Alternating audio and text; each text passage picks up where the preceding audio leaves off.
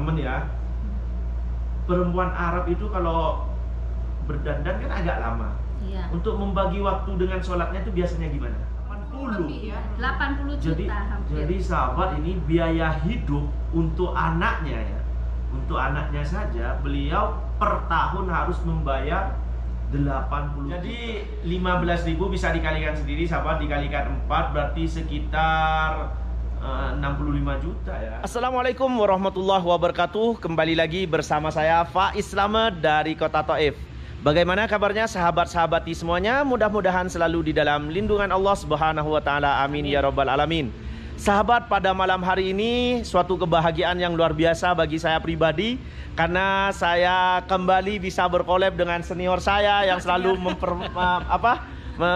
memotivasi saya untuk selalu membuat konten-konten yang baik, yaitu dengan Kang siapa? Zaini Aboy. Zaini Aboy, ini Masya Allah. Aduh, jadi malu dibilang senior. Assalamualaikum warahmatullahi wabarakatuh. Alhamdulillah, suatu keberkahan bisa datang lagi ke Kota Taif, dan hari ini alhamdulillah dalam rangka acara Sahabat salam ya. Katanya rombongan juga kan? Rombongan. Masih ada yang di belakang? Ada. Salah satunya ini juga udah datang, dan bentar lagi juga yang lainnya juga pada datang. Oke. Dan ini juga ada YouTuber juga ternyata ya. Apa nama channelnya? Saya Samsuri Ikram. Oh, Samsuri Akram. Ya, Akram ya. Iya. Masya Allah. Ikram. Oh, Ikram ya. Iya. Nanti bisa dilihat di deskripsi, bisa hadir juga sahabat. Mancing mania ini, Mas. Mancing juga ada. Oh, ini udah datang juga ternyata ini Masya Allah. Yuk kita lihat sahabat, Masya Allah. Wah. Kita kenalan, Mas. Ini dari Jeddah juga kan? Ya. Oh, yang masuk channel sampean itu, betul. yang perawat itu. Assalamualaikum. Gimana kabarnya nih, Pak? Gimana nih? Masya Allah, Masya Allah. Gimana kabarnya? Alhamdulillah, alhamdulillah. Gimana nih perjalanan? Alhamdulillah. Suasana Taif gimana? Suasana Taif, Masya Allah. Di Jeddah ini susah nyari suasana kayak gini. Iya, sejuk ya. Iya, sejuk. Masya Allah, akhirnya bisa silaturahmi. Dan beliau katanya ada channel juga ya? Apa Ada. nama channelnya? Atin Tantawi. Oh, Atin Tantawi. Dan juga bisa hadir. Putri beliau juga channelnya. Channelnya Kayla Balkis. Oh, Kayla Balkis. Ini ternyata kita para YouTuber pada ngumpul di acaranya Sahabat Salam ya. Alhamdulillah, suatu dan ini keberkahan. kayaknya masih banyak lagi para YouTuber yang akan hadir pada saat ini. Dan tentunya sahabat-sahabati semuanya, para vlogger yang ada di Arab Saudi itu tidak ada maksud lain kecuali hanya ingin berbagi, Pak ya. Bagaimana kehidupan kita yang ada di sini, bagaimana kegiatan kita yang ada di sini. Dan saya sangat penasaran nih kepada Mbak Atika ya panggilannya. Atin. Mbak Atin. Ya. Ini saya mau nanya karena beliau pekerjaannya beda dengan kita. Kalau kita mah supir, ada yang pembantu, ternyata beliau itu adalah perawat ya. Masya Allah. Bahkan menurut informasi saya melihat di konten-konten teman-teman itu, beliau adalah perawat angkatan pertama. Tentu mungkin banyak orang di Indonesia, para saudara-saudara kita, adik-adik kita yang lulusan akper keperawatan ingin bekerja ke Arab Saudi. Tentu penasaran apa sih syarat-syaratnya, apa sih yang harus dilakukan, dan bagaimana suka dan dukanya. Oleh sebab itu sahabat-sahabati semua, nanti kita ngobrol dengan beliau. Namun kayaknya tidak layak kalau kita berdiri. Insya Allah kita menuju ke tempat, nanti kita duduk aja biar obrolannya santai ya. Oke, siap. Oke sahabat, alhamdulillah kita sudah ada di ruangan ini. Dan ternyata ini ada ibu siapa juga? Ini Dahria Family. Oh, ada channel juga. Oh, Masya Allah, Dahria Family. Dan ini anak-anak beliau ya. Iya. Ini Masya Allah katanya sekolah di Arab juga. Tentunya pintar bahasa Arab ya. Sekolah hukum, pemerintah. Iya. Pemerintah ya, Iya. Masya Allah. Jadi ini kalau saya melihat Ibu Dahlia ya. Iya. Bu Dahlia ini termasuk yang sukses. Kenapa saya mengatakan sukses? Karena saya tahu kalau anaknya ada di sini, berarti beliau itu bisa bayar rusum ya kan. Iya. Apalagi sudah di pemerintah. Sekarang Pajak. pajaknya mahal. Namun sebelum ke Bu Dahlia, nanti kita ke Mbak Atin dulu ya. Ini Mbak, saya mau ingin melanjutkan obrolan yang barusan. Tentu sekarang banyak di Indonesia adik-adik kita yang sudah lulusan akper. Dan mungkin juga ada yang minat untuk bekerja di Arab Saudi.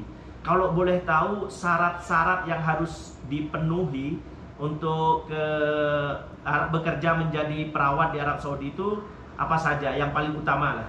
Yang paling utama itu harus sekolah keperawatan ya, akademi keperawatan. Kalau sekarang itu mereka lebih utamain yang S1. Kalau dulu masih bisa D3, tapi masih tetap ada yang buat diploma, tapi lebih diutamakan yang S1 buat sekarang, yang keperawatan. Nah, yang kedua bahasa. Bahasa Inggris, iya. Itu harus yang utama. Yang nggak bisa bahasa Arab itu nggak masalah. Yang tapi penting, harus bahasa Inggris. Yang penting kita bisa bahasa Inggris. Yang nggak usah yang perfect banget. Yang penting kita tuh paham apa namanya yang dimaksud, yang di mau itu apa. Karena kita semuanya di sini itu sama dokter, sama teman sejawat kita, semuanya itu pakai bahasa Inggris. Dan orang Indonesia itu sangat minim sekali bahasa Inggrisnya. Ya, sangat minim orangnya. Yang bisa berbahasa Inggris atau yang gimana? Yang apa maksudnya yang Yang jadi perawatnya, perawat. yang jadi perawatnya itu minim sekali. Oh, sedikit Iya, ya di sedikit Arab Saudi sekali, ini iya. ya. Kalau seandainya nih ada peluang, apakah orang Indonesia atau adik-adik kita itu ada kesempatan untuk berangkat ke sini? Oh, sangat besar sekali Sangat ada. kesempatan. Selagi kita ada kemauan, begitu lulus seandainya memang berniat buat kerja di luar negeri, nggak harus di Saudi ya, di mana aja, di Kuwait, di Qatar, itu peluangnya juga banyak. Setelah kita lulus dari keperawatan, kita harus punya pengalaman kerja dulu, minimal 2 tahun. Maksudnya Pengalaman kerja kita di Indonesia. Oh, sebelum berangkat ke sini ya? Iya, jadi begitu kita lulus kuliah itu, kita harus punya pengalaman kerja dulu. Itu yang apa namanya salah satu syaratnya. ditunjukkan dengan Iya, sertifikat dengan, ya. sertifikat 2 tahun kerja. Masya Allah. Lalu kita bisa ikut tes kayak gitu. Oke, sahabat, kenapa saya menanyakan ini kepada Mbak Atin ya? Karena beliau adalah angkatan pertama dari 2005 sampai sekarang, Mbak ya. Iya. Jadi perawat di Arab Saudi. Iya. Jadi bisa dikatakan beliau itu adalah perawat senior yang sudah mengetahui apa sih yang dimau oleh rumah sakit yang ada di Arab Saudi Iya. ini. Dan menurut informasi, rumah sakitnya rumah sakit pemerintah atau swasta, Mbak? Pemerintah. Oh, pemerintah Iya, ya. Pemerintah. Kalau kayak di Indonesia gitu tuh kayak PNS-nya kayak gitu. Oh, PNS juga Iya, ya. kayak betul. PNS-nya kayak di Indonesia kita pegawai pemerintahnya PNS lah kayak gitu. Oke, jadi sahabat, begitulah syarat-syaratnya. Mudah-mudahan ini bisa memberikan informasi. Namun tidak ada salahnya kita juga menanyakan ke Mbak Atin, apa sih suka dan dukanya menjadi perawat di Arab Saudi ini? Kalau sukanya itu kita jadi menambah wawasan dan menambah pengalaman kita. Jadi karena dari berbagai bangsa ada gitu. Dan juga yang paling utama kita bisa berumroh dan haji. Itu yang paling utama. Masya Allah. Iya. Jadi kita tidak harus nunggu puluhan tahun ya kalau di Indonesia ya. Iya, Masya Allah. Pokoknya kita itu yang utama, senangnya dekat dengan Baitullah. Itu kita kapan mau umroh kita bisa selain pandemi ini ya. Kalau Betul. sebelumnya itu sangat apa namanya ya? Sangat mudah ya. Iya, Bahkan kalau sebelum pandemi bisa 1 minggu sekali ya. Iya, kalau setiap kita mau. hari pun kalau mau pun Iya, bisa. betul. Iya. Tapi Masya sekarang Allah. karena pandemi aja nih sekarang agak terhambat. Oke, ini Masya Allah sahabat ya. Dan beliau sampai sekarang sudah memiliki berapa anak, Mbak? Ini satu. Satu ya, Iya. Masya Allah. Dan tinggal di sini juga ya, Masya Allah. Dan selain Mbak Atin, ternyata ada Mbak Dahlia ya, Mbak Dahlia yang ternyata memiliki 2 anak dan sampai 3. Iya. Oh 3 ya, Iya. sampai bertahan sampai sekarang. Kalau boleh tahu, Mbak, kan sekarang pemerintah Arab Saudi sudah menerapkan pajak untuk anaknya. Iya. Berapa sih biaya yang harus dikeluarkan untuk pajak ketiga anaknya ini per tahunnya, kalau boleh tahu? Ini per tahunnya ya, per bulannya saya bayar 1.700 4 orang. Per bulan Per bulan 1.700. Kalau setahun Kalau setahun sama apa? takmin ya? Takmin, ya sama Asuransi. takminnya asuransi itu minim 25-an. 25.000. 25.000 Ya, kalau 5 kali orang. 4 80. ya. 80 Jadi juta hampir. jadi sahabat, ini biaya hidup untuk anaknya ya. Untuk anaknya saja beliau per tahun harus membayar 80 juta. Nah, jadi itulah realita hidup yang ada di Arab Saudi ini dengan peraturan yang baru, biaya hidup yang sangat mahal ya. Jadi biaya untuk per tahunnya 80 juta. Kalau di Itu Indonesia hanya pajak, belum Pajak. dan lain-lain. belum lain-lainnya ya, Belum makannya, lain-lainnya, sewa iya, rumah. iya. Jadi bisa dikatakan kalau cuma penghasilannya 100 juta rupiah per tahun itu bisa nihil ya, bisa Iya. malah kurang, malah minus ya Iya, kan. bener. Nah, tentu dengan dengan pengeluaran yang sangat besar itu, makanya saya bilang dari awal ini termasuk salah satu yang sukses karena saya sendiri, anak saya tidak bisa bertahan di sini. Akhirnya saya pulangin karena rusum yang besar. Makanya saya sedikit penasaran, apa sih pekerjaan dari Mbak Dahlia ini kalau boleh tahu? Iya, saya kerjaannya salon, Covera. Oh, Covera, Iya. bener-bener. Itu seperti hias gitu ya? Iya. Hias potong kuku dan Iya, sebagainya. pokoknya itu. segala macam. Masya Dan Allah, beliau Masya Allah. adalah istri dari ini tadi Samsuri Ikram. Oh, yang punya channel Channel YouTube Samsuri juga. Ikram, Iya, iya. Masya Allah. Ternyata sekarang udah mulai lari ke YouTube.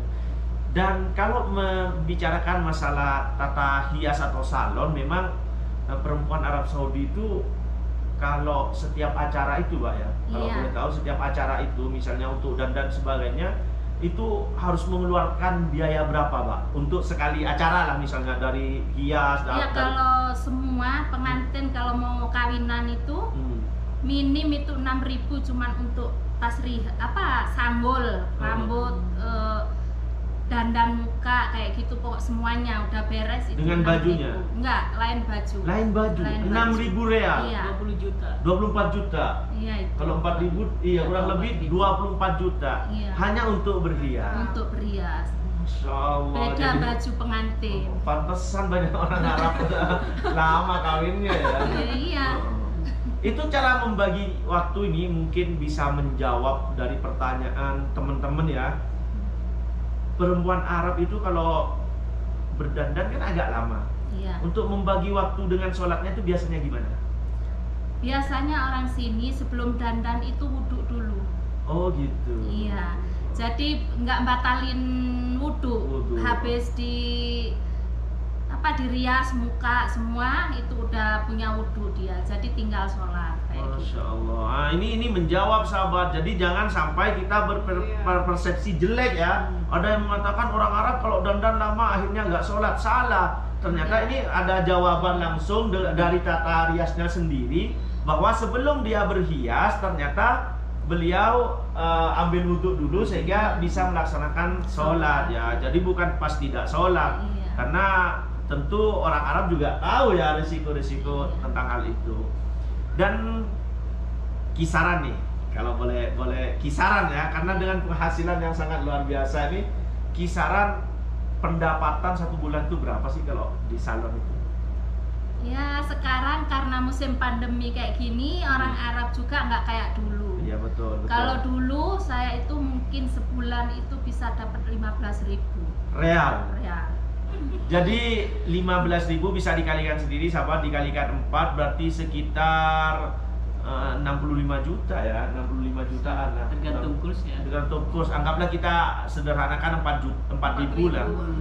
Jadi walaupun beliau dengan penghasilan yang besar 15.000 kan kayaknya wah kan besar banget ya. Tapi kan pengeluaran dengan setahun 80 juta, lain rumah, biaya hidup di sini akhirnya habis juga ya. Walaupun ya ada sedikit-sedikit yang disimpan. Kayaknya enggak mas, soalnya ada sampingan lain. Oh gitu. Iya. Belum baksis. Oh iya ya, lain baksisnya juga ya, banyak cemerannya. Nah, jadi sahabat-sahabati semuanya, saya berbicara ngobrol ini biar sahabat-sahabati juga mengetahui bahwa yang berangkat ke Arab Saudi bukan hanya supir, bukan hanya TKW yang beritanya sangat heboh ya, yang disiksa lah, yang dipukul majikan, yang pokoknya yang terlantar dan sebagainya. Ternyata di sini banyak juga para PMI atau TKI yang sukses seperti Ibu Dahlia, seperti Ibu Atin, dan beliau semuanya sekarang sudah mulai merambah ke dunia YouTube. Betul kan? Kalau boleh tahu nih, kalau kan sini aku kan sering kan? Iya sering. Saya pengen tahu dari Mbak Dahlia dan Ibu Atin, kenapa mau terjun di YouTube? Dari Ibu Dahlia dulu. Nah ini ya, ini ceritanya iseng-iseng. Karena kita sering pergi makan bareng kayak gitu. sama teman semua ya, nih kumpul sama orang-orang kita gitu ya. Jadi daripada kita bikin video itu, kata saya udahlah iseng-iseng bikin YouTube. Betul. Ya siapa tahu nanti itu apa? Bisa dimonet ya, bisa dapat penghasilan ya. Iya kayak gitu. Apalagi musim pandemi kayak gini. Masya Allah, betul. Jadi sambil mengisi kekosongan dan hobi juga kan. Iya. Daripada bikin video yang nggak jelas dimasukin ke hal-hal yang mungkin setelah di-upload juga hilang, nggak tahu kemana, lebih baik di YouTube. Iya, Oh iya, ini maaf nih, saya belum nanya semuanya nih. Ini anaknya siapa ini? Ini Fatimatuz Zahra. Fatimatuz Zahra, Masya Allah. Iya. Dan udah satunya selesai SMA. SMA sudah di sekolahan Arab. di sekolahan Arab. Iya. Satunya siapa? Ini Salsabila. Salsabila. Ini SMP kelas 3. Ini satunya? Ini Arina Mauludia. Masih kelas berapa itu? Kelas 4 naik sekarang. Masya Allah. Kalau Kalau anaknya Bu Atin? Ya ini. Nama Iya. siapa saya? Kaila Balkis. Kaila Balkis ini punya channel juga loh. Pokoknya hadir nih. Saya kayaknya pernah lihat channel beliau nih. dan saya Enggak, ini terkenal udah. Ini juga punya channel masing-masing. Oh, punya channel masing-masing. Pokoknya nanti di deskripsi saya tulis semua. Kalau di sekarang mungkin lupa ya. Nanti lihat aja di deskripsi biar tahu. Kalau Ibu Atin apa sih alasannya pengen nge-YouTube lah? Tadinya sih nggak tahu ya tentang YouTube. Ternyata di Saudi itu banyak YouTube. Itu saya tahu dari adik kandung saya. Sempat nanya, Kak, tahu nggak Kak itu Kak si apa namanya Alman disebutin gitu ya, sahabat salam siapa itu YouTuber, nggak tahu, masa katanya sama-sama di Saudi, nggak tahu, beneran nggak pernah tahu. Coba Kak cari katanya di YouTube itu, katanya ada dari itu. Kenapa Kakak nggak bikin katanya gitu, kita kan pengen tahu juga suasana apa namanya di Saudi itu gimana, kita pengen tahu gimana, padahal Kakak di sana udah lama, kita nggak pernah tahu kan gitu. Saya kebenaran emang seneng video dari zaman dulu, saya punya banyak kumpulan video. Saya memang senang, terus hobi juga jalan, travel tuh seneng, ngumpul-ngumpul main, pokoknya senang. Ya udah setelah adik bilang kayak gitu, ya udah nanti tak bikinin ya. Ya udah Kak, nanti saya nonton Kak. Gitu. Jadi ya apa namanya? Dadakan aja kayak gitu. Akhirnya tertarik di YouTube. Akhirnya tertarik di YouTube. Jadi iseng-iseng, memang banyak benar memang hobi video juga. Betul. Gitu. Jadi ini sahabat, memang benar kenapa kita banyak terjun di YouTube. Terus terang, kita semua itu landasan utama pertama bukan penghasilan, tapi berdasarkan hobi ya. Iya. Karena kenapa? Kita di media sebelah hampir puluhan tahun bahkan ya, tapi kita nggak dapat apa-apapun, kita happy, no problem kan gitu. Bahkan saya pernah beli memori 1 tera itu supaya kenangan dengan anak saya waktu jalan-jalan, waktu saya pergi umroh dan sebagainya, biar kesimpan bisa kita lihat. Ternyata memori itu tidak menjamin itu aman, kena virus sudah rusak kan gitu. Tapi di YouTube kita diberikan fasilitas gratis, memori berapapun, video berapapun dimasukin. Bahkan kalau videonya itu menarik, bisa mendapatkan penghasilan. Itulah sebagai motivasi, tidak ada salahnya sahabat-sahabati yang lain bisa meniru sahabat-sahabati ini untuk bisa membuat YouTube juga ya. Kalau susahnya, dukanya jadi perawat apa? Apa ya dukanya ya? Dukanya itu kalau waktu masih baru-baru ya, kita bahasa Arab minim banget. Pasien kadang di sini juga kan mereka karakternya dengan bangsa Indonesia tuh jauh berbeda. Kita pasti kaget banget. Mereka dengan intonasi mereka yang keras, sedangkan kita ya budaya timur ya. Kita yang penuh apa namanya sensitif. Jadi kagetnya di sana dengan apa namanya budaya lah. Betul. Gitu, ya, jadi masalah komunikasi karena memang kalau baru komunikasi belum begitu lancar, tidak begitu mengetahui karakter orang Saudi. Jadi seolah-olah dia itu marah-marah terus di kita ya kira kan kita gitu. mereka marah gitu. Tapi memang begitu pembawaan mereka memang seperti itu. Tapi yang jelas lebih banyak sukanya ya. Iya, alhamdulillah. Buktinya sampai bertahan. Iya.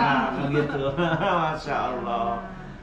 Oke, demikian sahabat, ini salah satu berkah bagi kita ya, bahwasannya dengan adanya YouTube kita bisa silaturahmi. Terus terang mungkin karena ini acaranya sahabat salam ya, para YouTuber, sehingga para YouTuber juga pengen hadir ke sini dan merasa sama seprofesi ya. Dan juga saya ucapkan kepada senior kita Kang Zaini Abu ini yang sudah mengajak teman-temannya dari kota Jeddah ke kota Taif. Mudah-mudahan ini pertemuan awal, insya Allah mudah-mudahan ada waktu. Saya juga pengen main-main ke rumahnya siapa Bu Dahlia dan Mbak Atin dan juga Kang Zaini Abu.